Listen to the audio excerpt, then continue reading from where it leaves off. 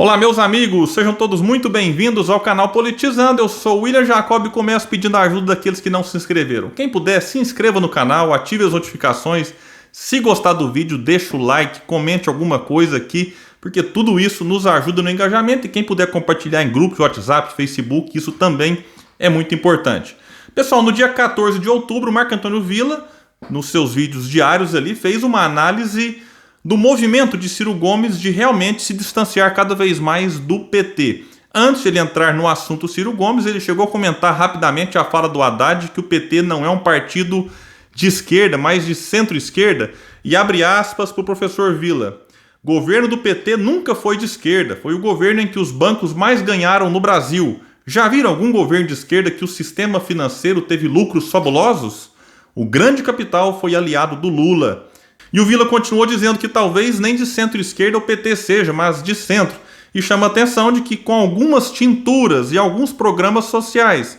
E lembra aqui que o PT deu para os banqueiros, ele até brinca lá do Bolsa Faria Lima, 10, 12 vezes mais o que mandou para o Bolsa Família. Então isso aqui é uma crítica importante. Ele deu uma cutucada no PSDB, dizendo que no Brasil nunca se teve social-democracia, porque o PSDB também não foi isso. E aí no minuto 8:20 ele começa a falar, né, das críticas que o Ciro tinha feito no dia 13 para Dilma, na resposta que a Dilma deu para ele, enfim, faz uma introdução rápida e analisa esse movimento do Ciro de se distanciar cada vez mais do PT. E eu vou trazer aqui um trecho do vídeo e depois comento outras partes aqui com vocês.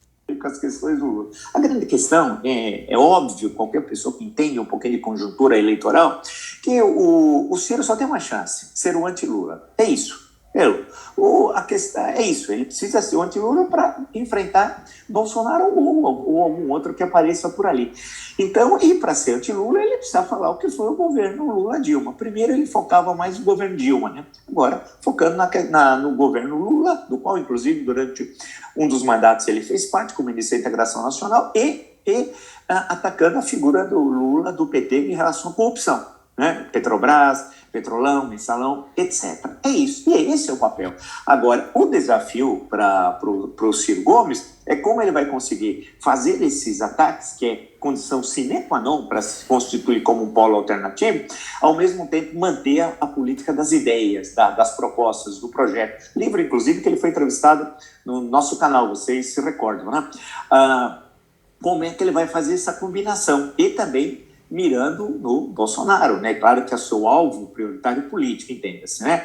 É o Lula, no sentido de se distinguir e colocar como alternativa de centro e namorando com a centro-direita.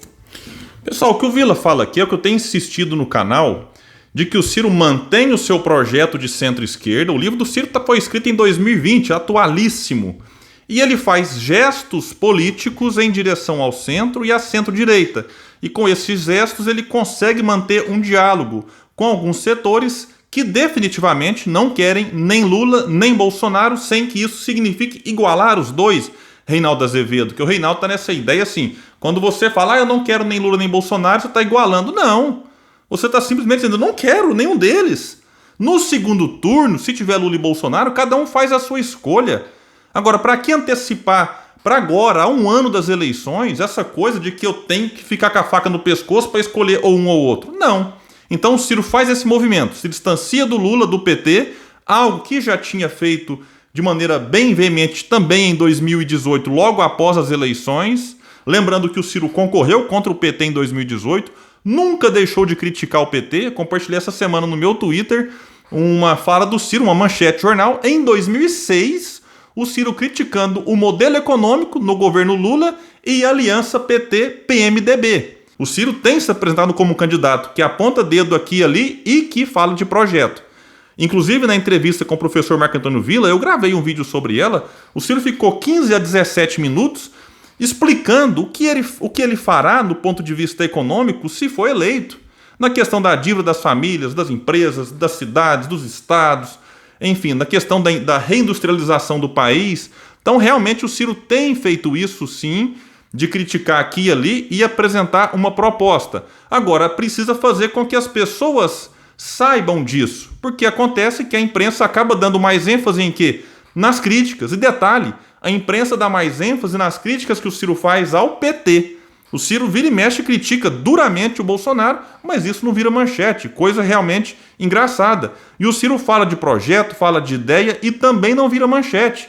E como a manchete só é a partir das críticas que ele faz ao Lula e ao PT, acaba que a população fica com essa ideia do Ciro que só sabe criticar. Então vai ter que ter uma estratégia realmente para mostrar, e talvez isso cabe aí à equipe de marketing, à própria militância, reforçar essa questão que o Vila coloca aqui. Agora, é bom destacar que o Ciro, nesse movimento, pode perder um eleitor ou outro que gostaria que ele não criticasse o Lula, a Dilma e o PT. Mas também, será que se o Ciro não fizer isso, ele vai conseguir atrair apoios daqueles que não querem nem Lula nem Bolsonaro? Esse é um ponto. Então o Ciro faz um movimento arriscado, a gente não sabe se ele dará certo, mas não tem muitas alternativas para o Ciro, e o professor Vila diz que realmente esse é um caminho correto. E aí, logo em seguida, o professor Vila vai trazer alguns alertas para o Ciro de que essa estratégia pode afetar o PDT em alguns estados em que é mais benéfico para o candidato ao governo, por exemplo, ficar vinculado ao Lula do que com o Ciro. Então, esses ataques que ele chama ali do Ciro ao PT pode prejudicar candidaturas do partido. E aí ele vai destacar, inclusive, uma possibilidade, eu vou explicar aqui. Abre aspas, professor Vila. Não está descartado que com a intensificação do debate, que em alguns momentos pode ter uma contradição antagônica com a direção nacional do PDT, o senhor Lupe. E pode ser que o Ciro opte por sair para outro partido e que tenha capilaridade nacional e que tenha essa aproximação com a centro-direita, que viabilizaria ainda mais sua candidatura com base em todos esses enfrentamentos que ele está fazendo desde agora. Sobre o Ciro sair do PDT por causa de retaliação do Lupe, eu não vejo isso nesse momento. Claro que todo cuidado é pouco, até porque o Ciro em 2010, por exemplo, confiou no PSB e o PSB se acertou com o Lula e sacou a candidatura do Ciro. Mas eu acompanho muito de perto o Lupe, no Café com Lupe, algumas entrevistas, no seu Twitter, e eu não percebo nenhum movimento nesse sentido. Pelo contrário, o que eu percebo é o movimento do PDT, reforçando inclusive a estratégia do Ciro. Contratou o João Santana recentemente, o partido, para ajudar o quê? Na candidatura do Ciro Gomes. O Lupe não tem se omitido quando o Ciro é atacado e criticado. Inclusive, nessa polêmica toda do dia 13 e 14, o Lupe postou o seguinte nas suas redes sociais, abre aspas para ele. O que fazem com Ciro Gomes é, guardadas as devidas proporções, o que vi fazerem com Brizola. Querem matar o carteiro para não lerem a carta. A crítica que o Lupe faz ao Ciro, inclusive nessa semana ele deu uma entrevista ali para o Kennedy Alencar, é de que o Ciro às vezes exagera na adjetivação.